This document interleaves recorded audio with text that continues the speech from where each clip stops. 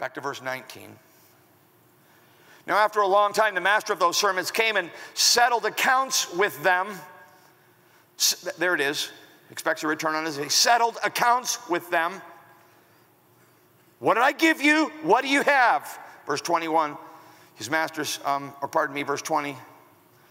He who had received the 5 talents came forward bringing 5 talents more, saying, Master, you delivered to me 5 talents. Here I've made 5 talents more. Now, I've got to just kind of act this out because the word order in the Greek is really interesting. I wish I had like a bag with 5 talents in it. Oh, as it turns out, I do. And he says, you gave me 5 talents. Now, this would be a better illustration if I had another bag. It's interesting. He says, Master, you gave me 5 more. And the key word in the phrase in the original language is, in between is the word look. And so he's like, Master, you gave me 5. Look, 5 more. Is he fired up? He's fired up. Why is he fired up? Because he knows the master. He knows he expects a return on his investment, and he's been pretty fired up to say, here's what you gave me. Here's what I did with it. That was a really good day for him, and it just sort of repeats for the guy with 2. But hang on for a second. I felt the Lord really dealing with me when I read about the guy with 2. In regard to the 5, his master said, well done, good and faithful servant. You've been faithful over little. I'll set you over much. We don't find out, is this cities? We don't know. But that was in the other sermon.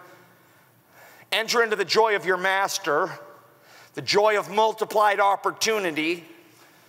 He also had the 2 talents. And he also, who had the 2 talents, came forward saying, Master, you delivered to me 2 talents.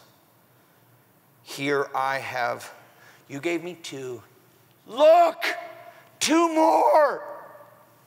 Now, some of you at church this weekend, listening right now on one of our campuses, you feel like I didn't get what Meredith Andrews has. I didn't get what Jeff Donaldson or Dave Learned or Mo or some of our, I didn't get, maybe you have someone that you've kind of had your eye on and you're like, well, you know, if I'd been given what they were given, I would do more.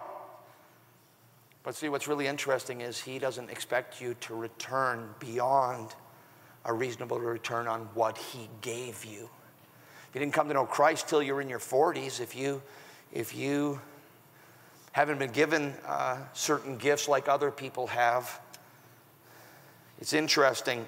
What they're commended for is for their faithfulness with what they were given. Master, you delivered to me 2 talents. Here I've made 2 more.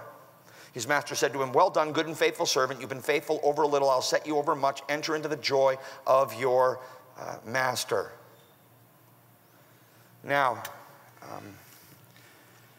Jesus Christ expects a return on his investment. Jesus Christ expects a return on his investment. Did you write that down? Yeah. I'm not kidding around. He's not kidding around. You need to have a return on his investment. Now, I understand that some people are going to say, well, James, go ahead. They're like, James, this isn't about money. Well, here's what I'm going to say to that. You say, well, what is the talent? What does the talent represent? Well, it represents everything that God's given you. So, yes, money, but much more than that. Much more than that. It represents time and abilities and opportunity. Look, it represents salvation. Okay? You've been given salvation. If he gave you salvation, is there anyone you can point to who has salvation because you got salvation? It really doesn't matter. I wanted to say this carefully, so I wrote it down. Money is neither so important as to be the primary meaning of the text, nor so trivial as to be excluded.